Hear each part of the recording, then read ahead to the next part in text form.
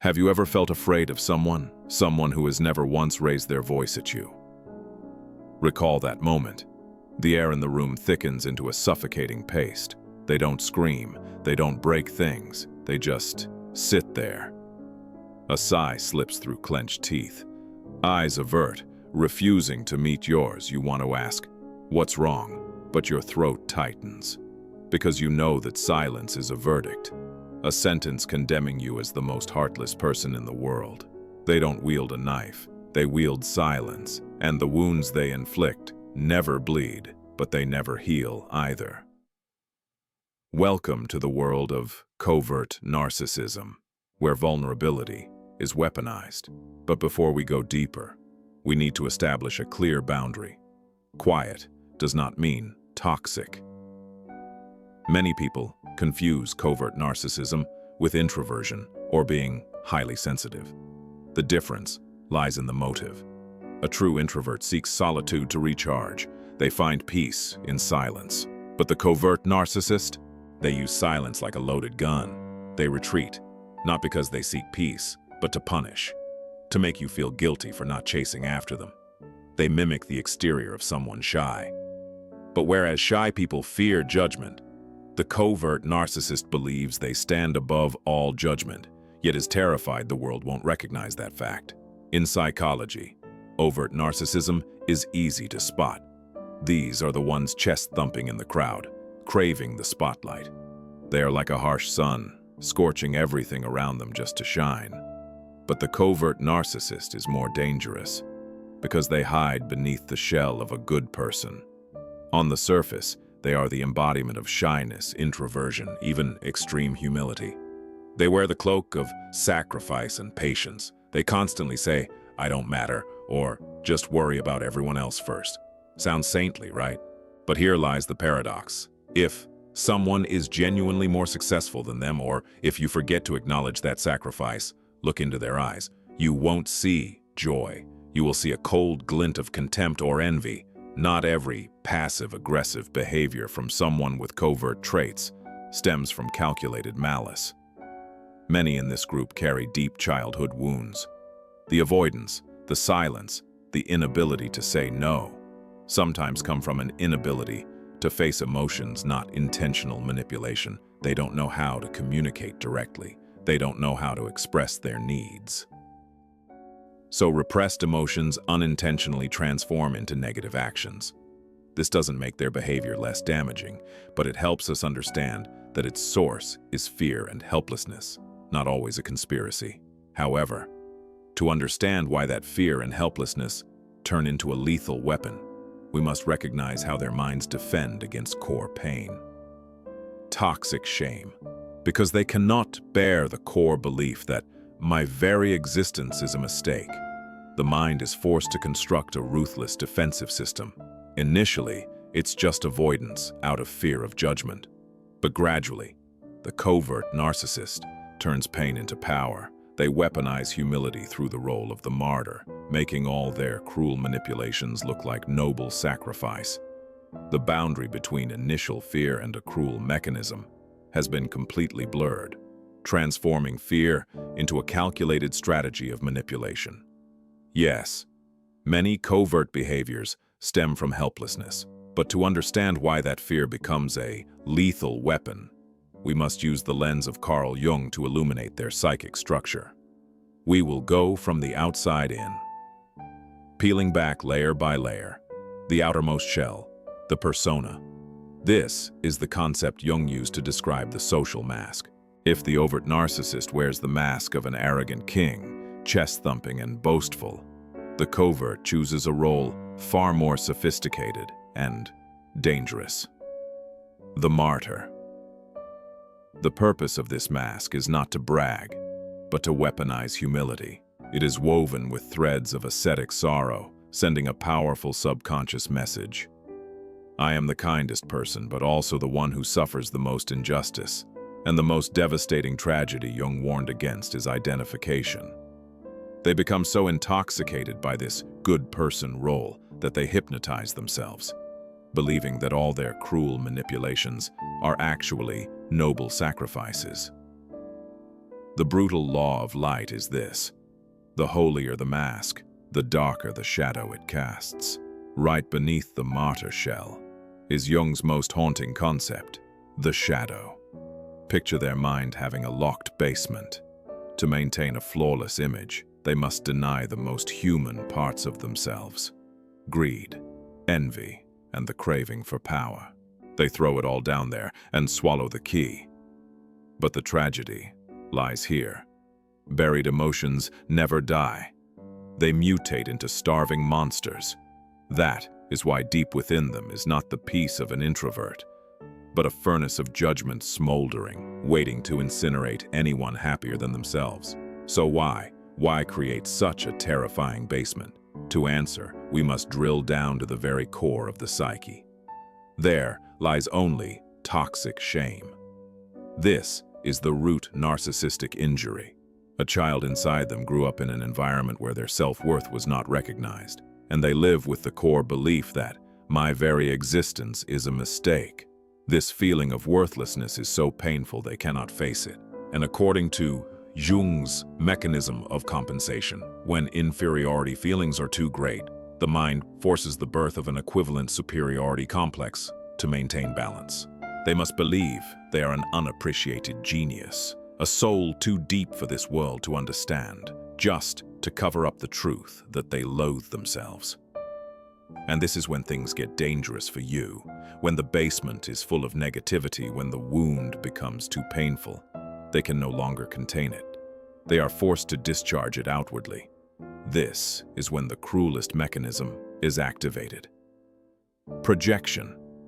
Imagine their mind turns into a movie projector. They take the dark footage from their basement and they project it straight onto the screen, which is your face. When they accuse you of being selfish for going out with friends, in reality, it is they who are craving ownership of your time.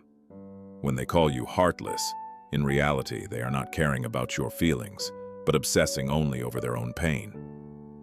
This is the cruelest irony. They are punishing you for the sins that lie in their own shadow. You are not the cause. You are just the screen, receiving the soulful garbage they dare not acknowledge. From that deep mechanism of projection, they deploy specific manipulative behaviors. Let's see if you are trapped in these 6 snares. 1. The punitive silence.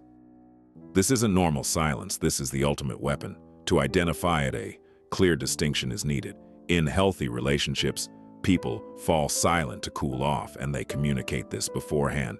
That is to protect the relationship. But with covert narcissists, they use silence to destroy your will.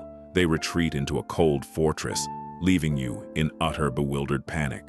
What is the true purpose? The core is triggering the primal fear of abandonment in your brain. For humans, being turned on by the tribe meant death.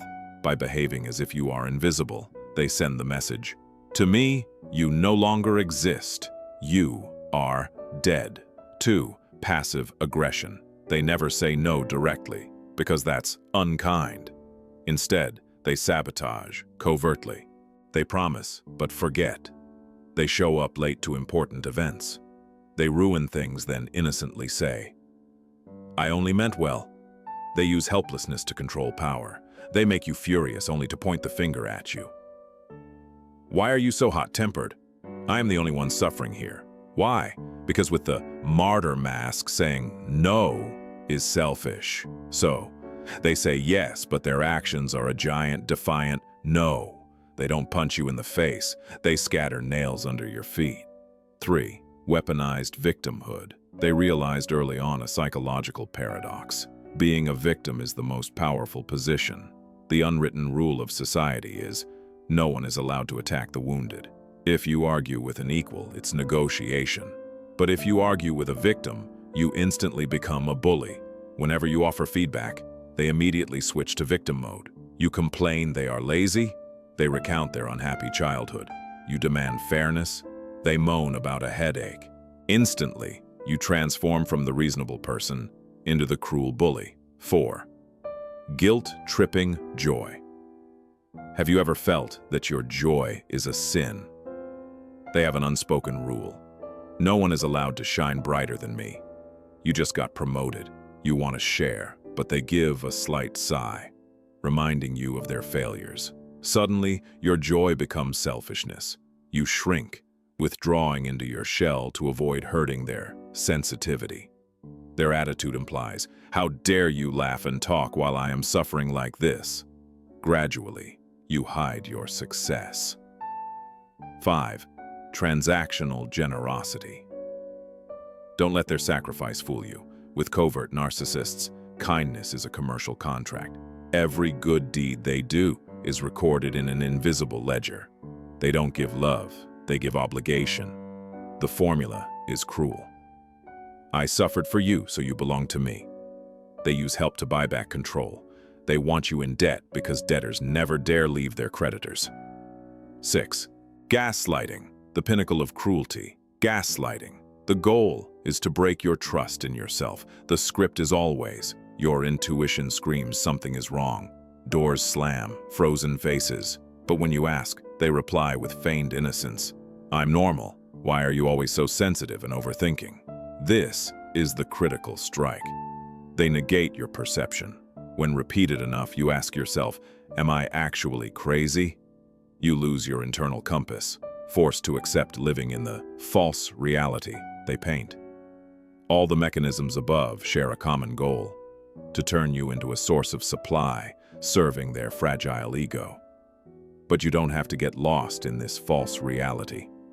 Whether you are a victim or recognize yourself in this description, healing starts here, with facing the shadow.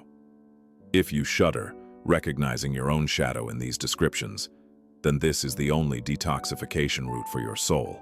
The first step is to detox from the supply. Stop playing the victim in exchange for pity. Pity is a cheap drug. It may soothe momentary pain, but the price is killing the respect others have for you. Once you let go of that role, you will touch the greatest liberation. Accepting normality. Understand this. You don't need to be an unappreciated genius or the world's biggest sufferer to be worthy of love. And only when you accept yourself as a normal human being can you take the final step, learning true empathy. Step out of the center of the universe named my pain to connect with the world, not as a victim demanding payment, but as an equal soul for those living alongside them. I need you to listen to this with cold rationality. The biggest mistake empaths make is believing their love is big enough to heal others. You turn yourself into an emotional rehab center. But the grim rule is, you cannot save someone who is intentionally drowning you so they can float. Power lies in establishing boundaries. Do not soothe the punitive silence. Apply the gray rock method. Become bland, unreactive. When you stop supplying emotion, the manipulation game collapses. In that very moment, firmly return the suitcases of guilt to their rightful owner, because they never bore your name. And when the light of truth shines, you'll realize the one you once considered a monster is actually just a wounded child in adult clothes. And once you understand this, no one is afraid of a sulking child. We have spent too much time trying to be perfect for a bottomless pit. The world doesn't need perfect roles. The world needs authenticity, and authenticity is tied to power, accepting normality. Normality is the antidote. When you accept you are normal, you strip away their power. They can no longer use special suffering to crush your mediocrity. Healing begins the moment you dare to say, I am a normal person, and I refuse to participate in this extraordinary tragedy. Others do not have the right to define you by their wounds. Psychology is not just for healing, it is also for self-defense.